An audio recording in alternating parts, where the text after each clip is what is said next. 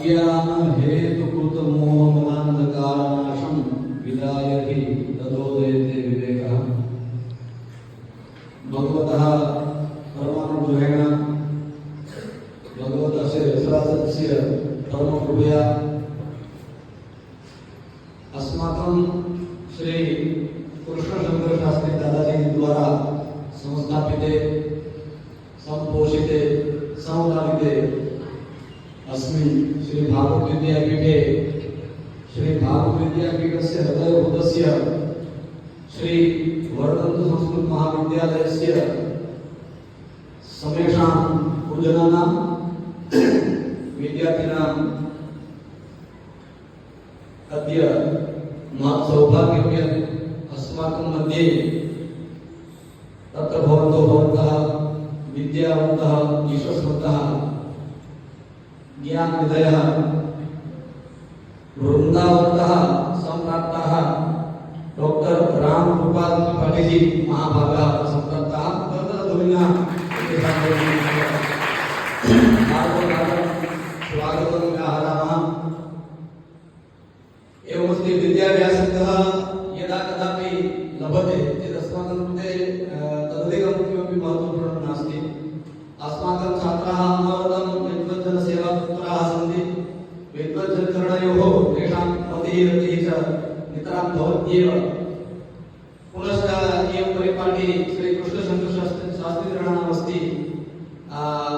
यदा कदापि तत्र अस्माकं महाविद्यालये विद्वांसः समायान्ति चेत् तेषाम् आशीर्वादोभिः इमे सर्वेपि छात्राः वयमपि च लाभान्विताः भवेयुः इति धिया अद्यापि अस्माकं सौभाग्यसिन्धोः सम्प्राप्ताः श्री रङ्गलक्ष्मी महाविद्यालय वृन्दावन इत्यस्य प्राचार्याः भागवताचार्याः नानाशास्त्रावारपारिणः अत्र विद्वांसः सम्प्राप्ताः। न खलु वयं विशेषप्रवचनस्य विषयः अद्य वयम् एतेषामेव वक्तव्यैः आप्लाविताः भवितुं तत्र समुपस्थिताः अतः पूज्यानां श्री रामकृपाल त्रिपाठी महाभागानां श्रीचरणयोः सादरं सान्वयं निवेद्यते यत् स्वशब्दैः स्ववचोभिः अस्मान् आप्लावयन्तु इति आदरणीयाः गुरवः।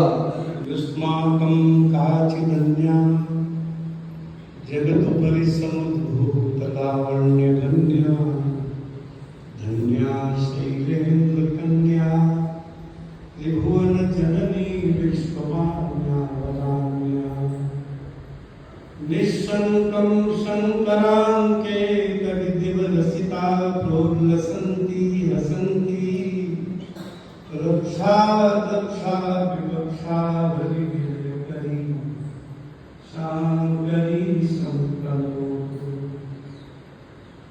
गोविन्द जय जय गोपाल जय जय गोविन्द जय जय गोपाल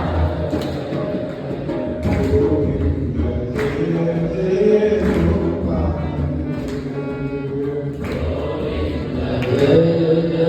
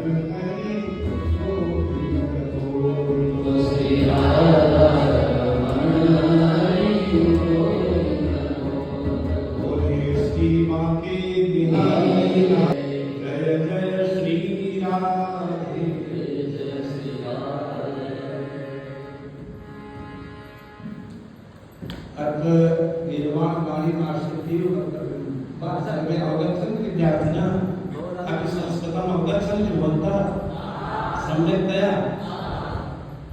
अधिमञ्चं विराजमानाः श्री दादाजी महाभागानां पौत्राः अस्माकं वन्दनीयाः आचार्यचरणाः अस्य दिव्यदर्शनस्य प्रयोजकाः अस्मत्प्रयाणिसः श्री प्रदीप श्रीवास्तव महाभागाः येषाम् अनुग्रहेण अत्र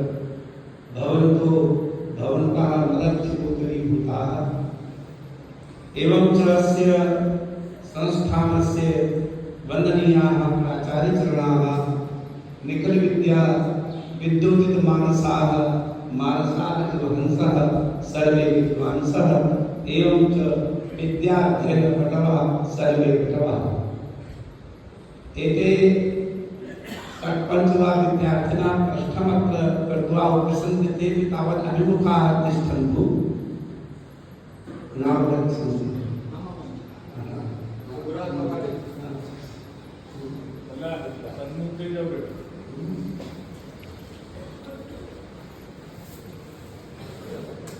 भवन्तः विद्यार्थिनः सन्ति भवतां ये आचार्याः सन्ति आचार्यः कः वर्तते माता पिता या जातिः वर्तते सा केवल जन्मन्येव उपयुज्यते किन्तु आचार्य तथा जातिः सा दिव्या सा जरामरा या अजरा अमरा जातिः भवति सा आचार्यता जन्ममात्रम् एव अधिकृत्य मातापित्रोः अस्ति तावत् अतीव पूज्यत्वं तत्र नास्ति सन्देहः यतोहि महाभारते एकः प्रसङ्गः अस्ति युधिष्ठिरेण श्री भीष्म पितामहः पृष्टः जगत्यस्मिन् पूज्यतमः कः भीष्म पितामहः कामपिता विचिकित्सां विहाय ब्रूते यथा दशैव तु सुताचार्यान् श्रोत्रियः तथैव सुताचार्यः श्रोत्रियान् अतिवर्तते एकः आचार्यः 10 श्रोत्रियान् अतिवर्तते 10 श्रोत्रियः विद्वांसः एकत्र एकः आचार्यः एकत्र और 10 आचार्यान् उपाध्यायः 10 आचार्यान् उपाध्यायः अतिवर्तते एते उपाध्यायाः येषाम् आश्रमम् आगत्य सर्वे विद्यां स्वीकुर्वन्ति असनं च कुर्वन्ति वसनं च कुर्वन्ति यत् असनं वसनं अखिलं वस्तु प्राप्यते विद्याध्ययनं च स एव उपाध्यायः भवति उप अधीयते यस्य असौ उपाध्यायः यस्य निकषा इयं निकषा गत्वा विद्यार्थी विद्याम् अधीते स एव उपाध्यायः भवति तत्र निमित्तभूताः एते आचार्याः 10 आचार्यान् उपाध्यायः उपाध्यायान् पिता 10 उपाध्यायान् पिता अतिवर्तते पिता तावत् 10 उपाध्यायान् गरीयान् और पितॄन् 10 तु मातयिता पुनः भीष्म पितामहः विचारयति यथा जननी तावत् न्यूनीकृता तो सर्वां वा पृथ्वीमपि गौरवेण विभवति नास्ति मातृ समो गुरु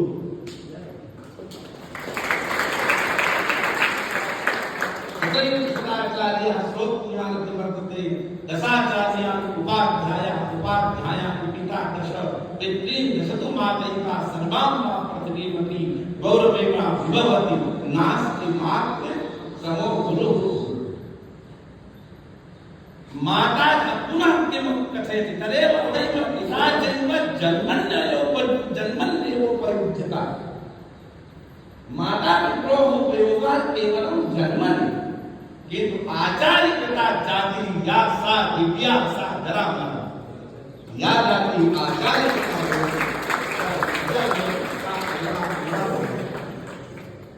अतएव द्वादश वर्षाणि यः विद्यार्थी आगत्य आचार्यक्षणमाश्रित्य अधीते तावत् द्वादश वर्षानन्तरम् आचार्यादपि तावत् अधिको विद्वान् भवति इत्यत्र नास्ति सन्देहो वर्तते। यतो आचार्यस्य या विद्या वर्तते सा सर्वापि तेन अधिगता तस्य स्वकीयः यः अनुभवः वर्तते स आचार्यात् तावत् श्रेष्ठः भवति। अत एव विद्यार्थी आचार्यम् अतिशेते। तत्र प्रमाणं किमस्ति? दृष्ट्वान्यान्तमृषिमात्मजमप्यनग्नम् देव्यो हि परिदधुर्न सुखस्य चित्रम् तद्वीक्ष्य पृच्छति मुनौ जगदुस्तवास्ति स्त्रीपुंहितान सुखस्य विवृद्धदृष्टेः। भागवतं प्रमाणमस्ति यथा श्री सुखदेवः व्यासस्यैव आचार्यः वेदव्यासमेव गुरुत्वेन अनन्तकृतेन भागवतम् अधीतम्। किन्तु सुखदेवः यदा गच्छति तदा ताः ग्रामस्थाः कुरुजाङ्गरस्थाः स्त्रियः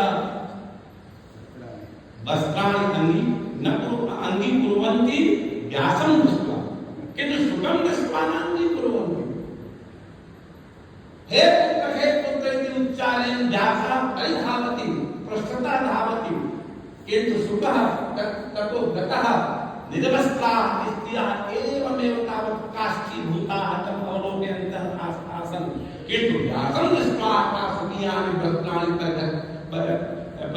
परिधानं कृतवत्याः वस्त्राणां परिधानं कृतवत्याः इति दृष्ट्वा व्यासः ताः स्त्रियः पृच्छति मत्पुत्रः 16 वर्षीयः युवा पुरतः एव निर्गतः भवतीनां लज्जा नासीत् मां प्रथमं दृष्ट्वा कथं तावत् लज्जा आगता।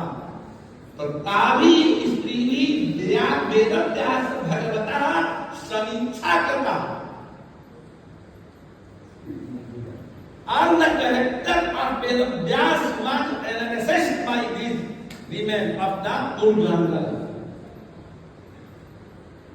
पृच्छति मुनौ पृच्छति सति जगदु तवास्ति स्त्री पुंहिता।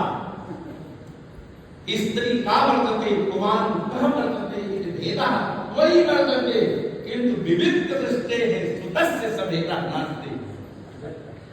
तद्वीक्ष्य पृच्छति मुनौ जगदुः तवास्ति स्त्री पुंहिता न तु सुतस्य विविक्त दृष्टेः। विविक्ता दृष्टिः वर्तते भगवतः सुतस्य वेदव्यासस्य शिष्यः। भवत्सु छात्रेषु कश्चित् सुता नास्ति, कश्चित् जाबाना नास्ति, कश्चित् उत्पन्नो नास्ति, कश्चित् कुशला नास्ति, भवन्तु कारयतु।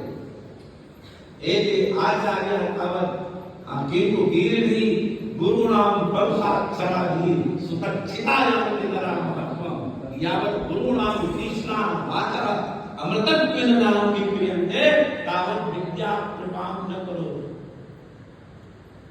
गुरुवनुगामी एव विद्यार्थी विद्यां सफलीकरोति, विद्या सफला भवेत्।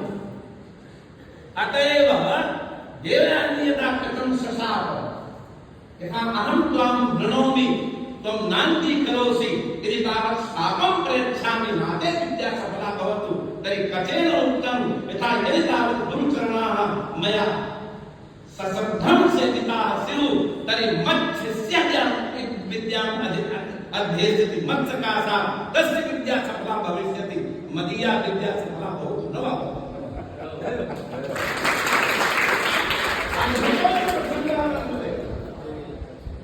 देवयानी संवादः तत्र महाभारते वर्तते। देवयानी कथं तावत् पतित्वेन गृह्णामि, कथं कथेत् त्वं गुरुपुत्री भगिनीत्वेन मया त्वं दृष्टा 12 वर्षाणि यावत् नाहं पत्नीत्वेन त्वां वृणे तदा देवयानी शशाप न ते विद्या सफला भवतु। कथं कथयति मदीया विद्या सफला न भवतु, किन्तु मद्विद्यार्थी मत्सकाशा इमां विद्याम् अध्येष्यते चेत् तर्हि कस्य विद्या सफला भवति? गुरोः एतादृशः प्रभावः भवति। विद्या क्वचित् फलत्येव, कदाचिदपि विद्या निष्फला न भवति इत्यत्र शास्त्राणि एव प्रमाणत्वेन अङ्गीक्रियन्ते। अयत् एतादृशाः आचार्याः, एतादृशाः संरक्षकाः, एतादृशाः विद्यालयः, तादृशं वातावरणं, तर्हि अत्र विद्या अवश्यमेव परिणशति एव, नृत्यत्येव नाट्यसन्देहः अतीव। किन्तु विद्या अवश्यमेव तावत् त्वया स्वाध्यायो भेतव्यः। एकदा एका आख्यायिका अस्ति मनोविमुक्ता। एकस्मिन् विद्यालये एका विद्यार्थिनी, एका छात्रा पठति। एका छात्रा अतीव रमणीया आसीत्। And he wants to be girlfriend. तो छात्रा तां कथयति, यथा त्वं मम पत्नी भव। तर्हि विद्यार्थिनी कथयति, तर्हि अस्माकीनः कश्चित् प्रश्नः वर्तते चेत् उत्तरं दास्यसि। अवश्यमेव त्वां पतित्वेन अहं प्रणमामि। बले यस्य इत्यस्मिन् पदे का विभक्तिः? तेन विद्यार्थिना चिन्तितं यथा रामस्य इति षष्ठी भवति, यस्य इति षष्ठी भवति, तर्हि ब्रूहि विहस्य इत्यत्र का विभक्ति? तेन चिन्तितं रामस्य इत्यत्र षष्ठी, अतएव विहस्य इत्यापि षष्ठी। भवतना विहाय इत्यत्र का विभक्ति? तो रामाय इत्यत्र चतुर्थी एकवचनं, तर्हि विहाय इत्यत्रापि तर्हि गुरुं प्रतिगच्छ। सा गुरुं प्रतिगच्छति। गुरुं प्रतिगच्छति एषां पत्नीं तेन भवितुमिच्छति।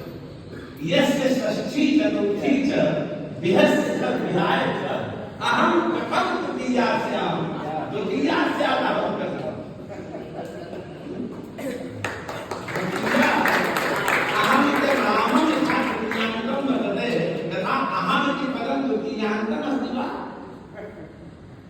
अहं कथं द्वितीयास्याम् अतएव रूपयौवनसम्पन्नाः विशालपुरुषसम्भवाः विद्याहीनाः न शोभन्ते दीर्घकालयोगेषु। अतएव स्वाध्यायो भेतव्यः। विद्या अवश्यमेव सफला भवति इत्यत्र नास्ति सन्देहः। अहं तु अतीव आकृष्टः वयम्, अतीव सन्तुष्टः वयम्, अतीव मुमोदचेतः। अत्र सर्वानपि आचार्यान् अहं प्रणौमि। अत्र भवन्तः विराजन्ते, येषां चरणयोः येषु नामः विवेदते। इदं भागवत विद्यापीठं वर्तते। भागवत विद्यापीठे तु भागवतं स्यात्। अत्र कश्चित् अस्ति विद्यार्थी या श्रीमद्भागवतस्य किमपि पद्यम् उच्चार्य तस्य व्याख्यानं करोतु। नास्ति। तर्हि अभ्यासः कर्तव्यः।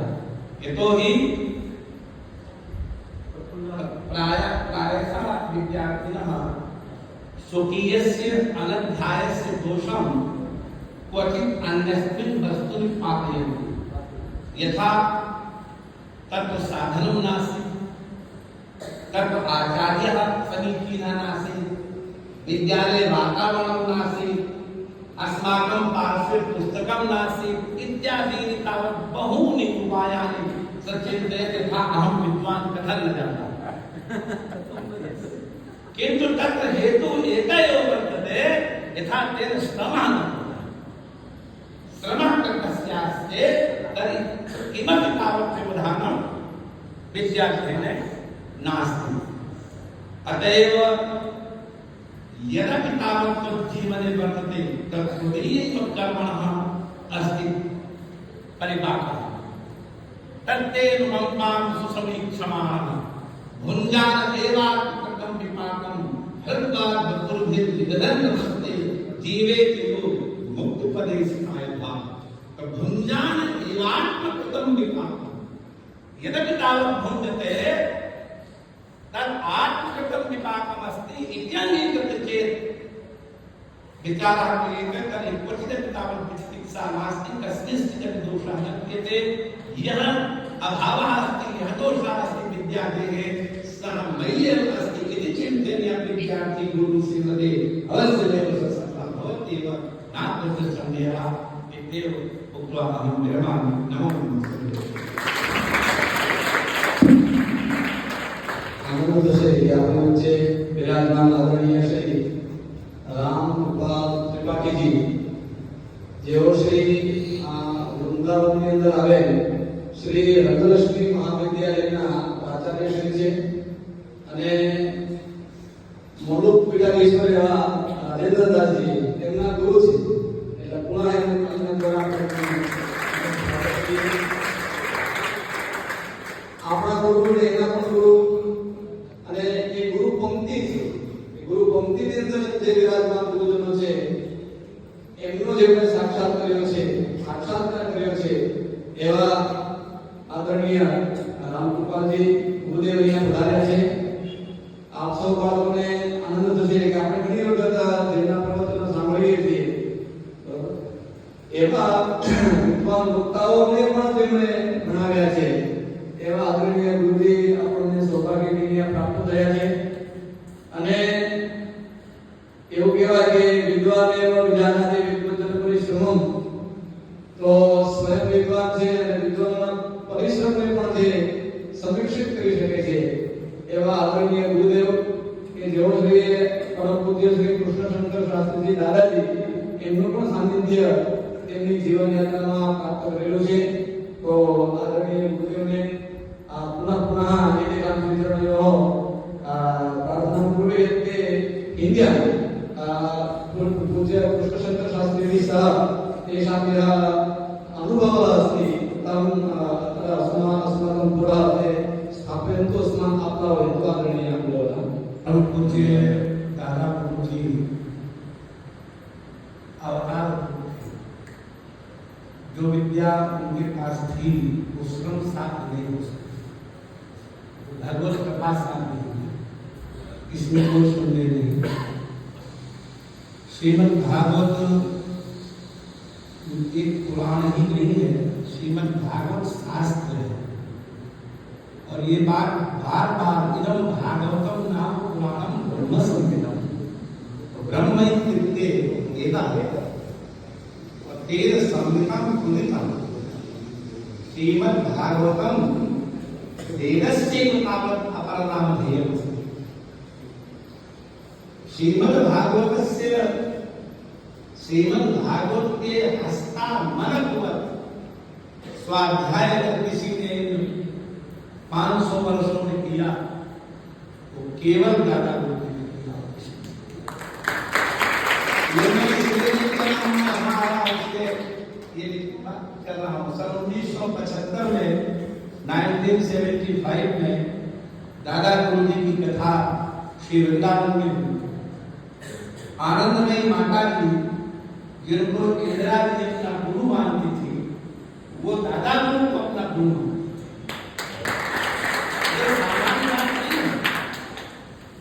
और अपने हाथ से पूजा करती थी मंच पर उनकी।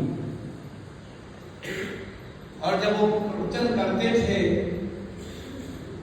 तो प्रथम स्कंद में बोल रहे हैं और इसका समाधान एकादश में कहा किया गया है उसी जगह निरूपण वहां का श्लोक ना वहां का मैं तो ये समझता हूं संपूर्ण भागवत उनके कंठ में विराजमान थी, इसमें कोई चीज नहीं। और वो दो अक्षर इस दास को मिल पाए व्याकरण आदि के गिर गुरुदेव से परम पूज्य केशव देव तिवारी जी मथुरा वास्तव में थे।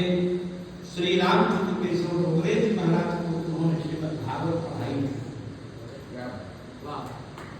और डोगरे जी महाराज जो है उनके पुत्र कमलेश जी को अपना भाई मानते थे, इसलिए नांदेड़ में चौथे दिन उन्होंने ये कह दिया कि कल श्री महाराज आपको कथा सुनावेगा अपनी गद्दी पर। ये एक बार हरिद्वार में कथा हो रही थी, श्री डोगरे जी महाराज की गुरु जी के साथ में दर्शन करने गया। डोगरे जी महाराज उठ करके खड़े हो गए, बोले नहीं आप महाराज बैठो, बोले आप बैठो इसी आसन पर। हमारे गुरु जी बोले नहीं, हम उस पे नहीं बैठ सकते, बोले हम जमीन में बैठे। और डोंगरे जी महाराज गुरु जी के ऊपर नहीं बैठे, बोले एकमप्यक्षरम यस्तु गुरु शिष्यम निवेदये पृथिव्यां नास्ति तद्द्रव्यम यद्दत्वाचार्य भवे। एक भी अक्षर अगर गुरु से कोई विद्यार्थी प्राप्त करे और वो उसके उपयोग में आ जाए तो आप बार बार सुने जाए एक शब्द सुप्रयुक्त सम्यक व्याकः स्वर्गे लोके सुखावह। एक ही शब्द अगर गुरु के द्वारा किसी समझ में आ जाए उसी से उसकी विजय हो जाएगी, उसमें कोई संदेह नहीं, एक ही ब्रह्म वाक्य से। तो जो दादाजी थे वो श्रीमद् भागवत के सूर्य थे और उन्होंने जो टीकाओं का संकलन करके 6 खंडों में साल जो है निधि प्रदान की है विद्वानों के लिए, इस युग में वो संभव ही नहीं है। इतना बड़ा कार्य उन्होंने किया।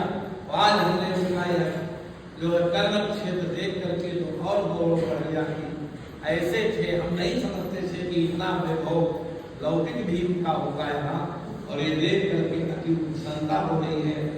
जब जब गुरु जी पढ़ाते थे तब तब दादाजी का नाम लिया। ये सबसे बड़ी बात ये है इसमें काले उद्धव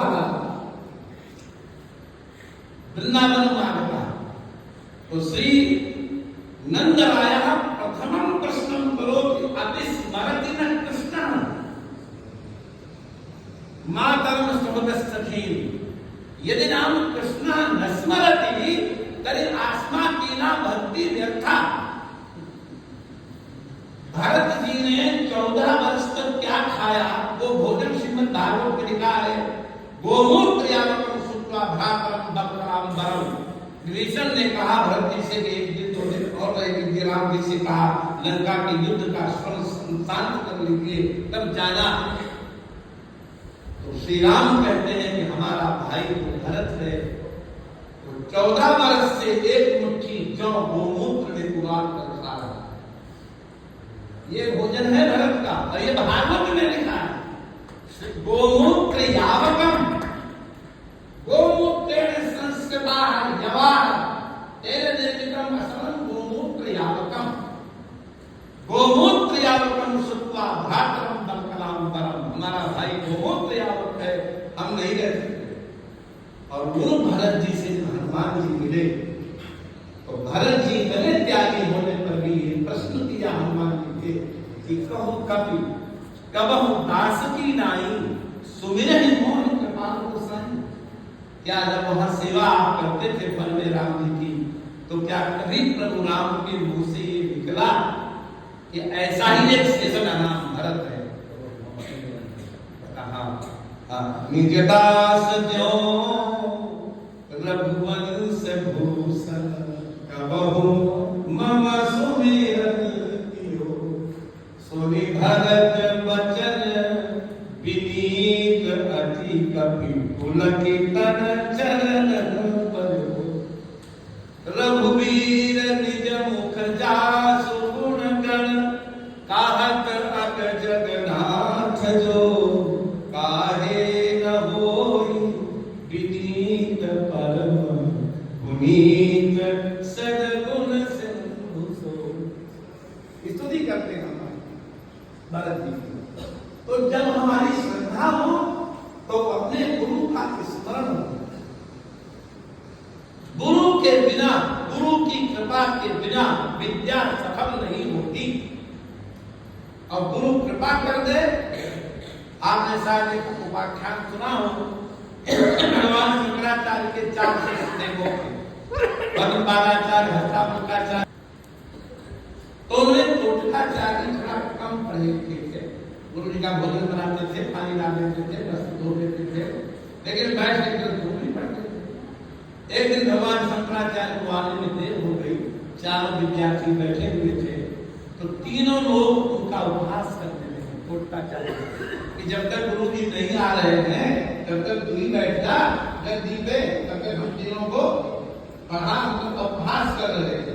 टोटकाचार्य से झुकाए बैठे थे, बार बार ये बात कह रहे थे। इतने में शंकराचार्य भगवान आए। अब उन्होंने उन तीनों की बात सुन, मगर क्या बोला?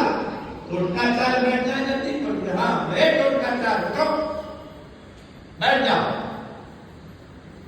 और बिठा दिया, ऐसे हाथ दिया जैसे भगवान शंकराचार्य पढ़ाते थे उसी तरह से टोटकाचार्य पढ़ाएंगे उसी समय। ये कोई पुरानी कथा नहीं है, इतिहास से चल रहा है। हाँ, तो गुरु कृपा बहुत होती है, और गुरु जब तक गुरु कृपा जब होगी भगवत कृपा भी होगी। अभी अद्वैत सिद्धि का यहाँ पर पाठ्यान किया। आप अद्वैत सिद्धि के जो रचयिता मधुसूदन सरस्वती हैं उनके बारे में तो सुने होंगे। मधुसूदन सरस्वती अपने काल के अप्रतिम विद्वान थे, और भगवान शंकराचार्य के बाद अद्वैत वेदांत के ऊपर कोई आधिकारिक ग्रंथ लिखा गया है वो केवल अद्वैत सिद्धि है। इस बात को सभी मानते, विद्वान भी मानते। अद्वैत सिद्धि लिख रहे थे, अरे ठक्कर संत आए सच्ची घटना है, और मधुसूदन सरस्वती गद्दी पर बैठ करके लिख रहे थे, वही तखत पड़ा हुआ था, वो संत आकर के उसी तखत पर बैठ गए, और मधुसूदन जी के सामने कोई ऊपर बैठ जाए ये बात उनको सहन नहीं होती थी। तो उन्होंने ऐसे आंख उठा कर देखा, मतलब भक्त दृष्टि से, तो संत ने मुस्कुराया, क्यों मधुसूदन बुरा लग रहा है ना? तो थोड़ा संकोच हुआ, बोले सच बोलो, जब शास्त्रार्थ में कोई तुमसे जबर पंडित मिलता है और तुम उसका उत्तर नहीं दे पाते हो तो तुम्हें तकलीफ होती है कि नहीं? बोले हाँ होती है। और जब किसी को आप पराजित करके झंडा जीत लेते हो तब प्रसन्नता होती है कि नहीं? मधुसूदन जी बोले हाँ होती है। फिर देहाध्यास कैसे तुम्हारा छूटा? तुम तो देह में ही रहते हो, अद्वैत वेदांत का झंडा मत उठाओ। तुरंत खड़े होते, चरण रख दिए, चरणों पर से क्या करें? बोले अष्टादशाक्षर मंत्र का जप करो, पुरस्चरण करो, और अष्टादशाक्षर मंत्र का उसी संत ने उपदेश किया।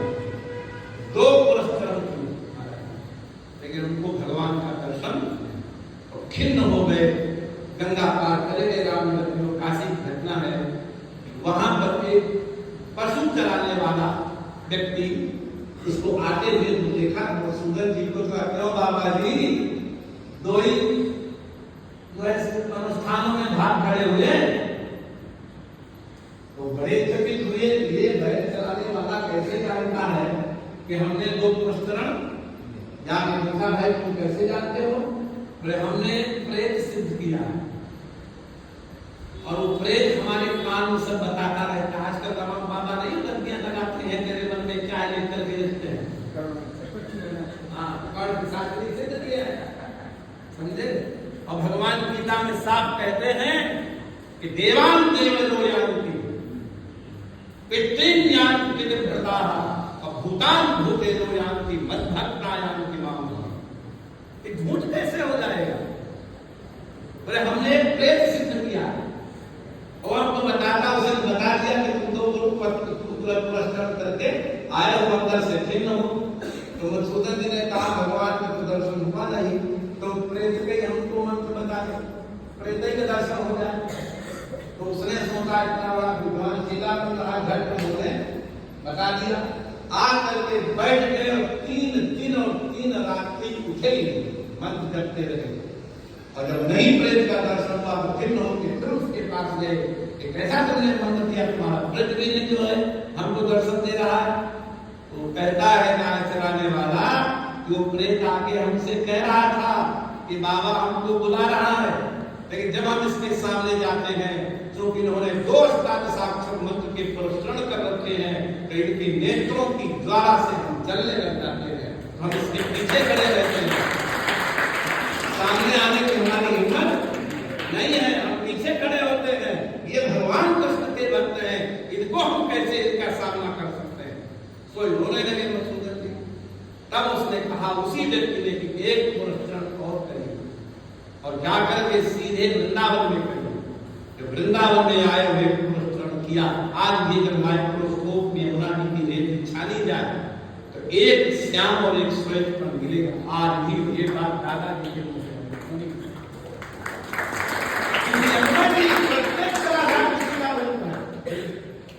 यमुना जी वो है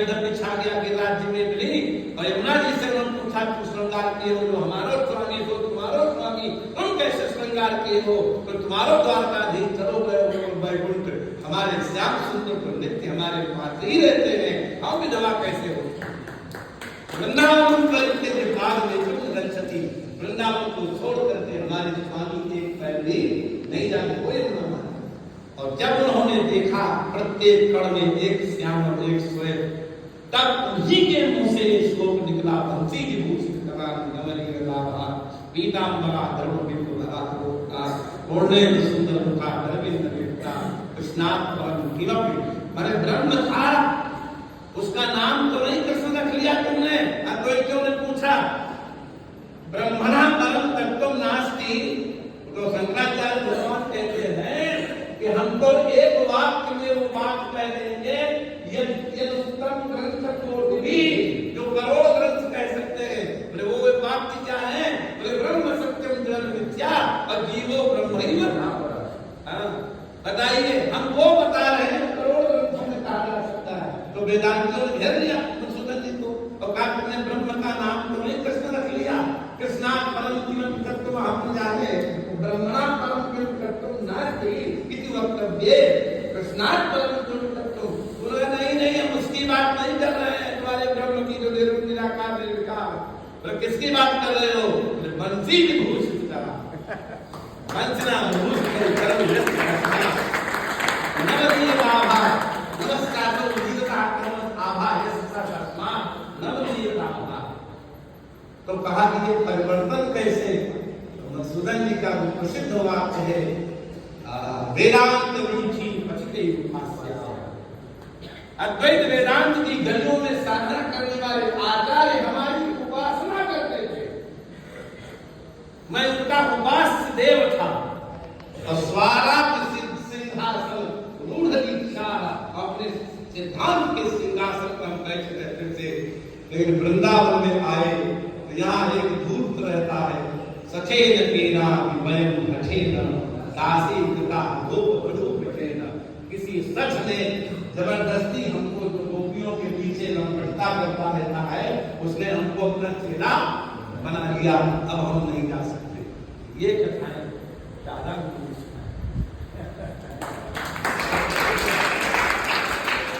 भक्तमाल गाने वालों के मुंह से नहीं सुनने को मिलेगी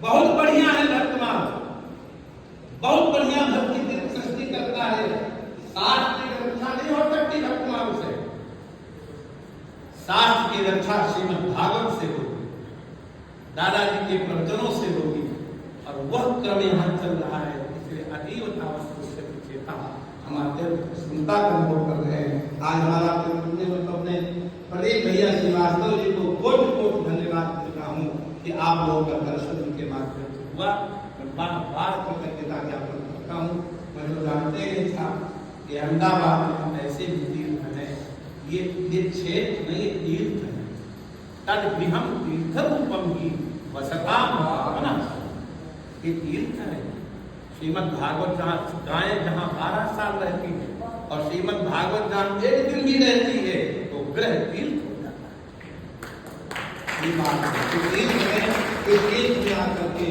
और तीर्थ का मतलब केवल जल नहीं होता है आप सब भागवत के उपासक हो यस्यात्म बुद्धि उणपे सिद्धातुके स्वधी कलत्रादि सुभौम इत्यधि यतीर्थ बुद्धि सलिले न करिचि जने स्वभिज्ञेषु सएव गोखरा भगवान की वाणी हमारी नहीं भगवान का स्टैंडर्ड बैल और गधा घूमने के लिए कहीं जाना छोड़ो है तुम्हारे पास ही बैठे गधे और बैल पर वो कौन है जो अपने शरीर को आत्मसत्वाच मान बैठते हैं यस्यात्म बुद्धि गुणपे सिद्धांत के और कलत्रा सुस्वधि और भूमे विकारा मूर्ति रूपा है देवाः संकेता दैव इज्जति पूज्यति और तीर्थ बुद्धि केवल सलिले किंतु अधिकेषु आचार्येषु न आत्म बुद्धि न आत्मीय बुद्धि न पूज्य बुद्धि न तीर्थ बुद्धि सैव होता वही गाय और बैल आचार्य जो है आपके वही आत्मा है जो आचार्य आपके हैं वही आत्मीय हैं, जो आचार्य आपके हैं वही पूज्य हैं, और जो आचार्य आपके हैं वही दीप। और दादाजी से बड़ा दिल भारत भूमि में दूसरा नागरिक के क्षेत्र में कोई नहीं।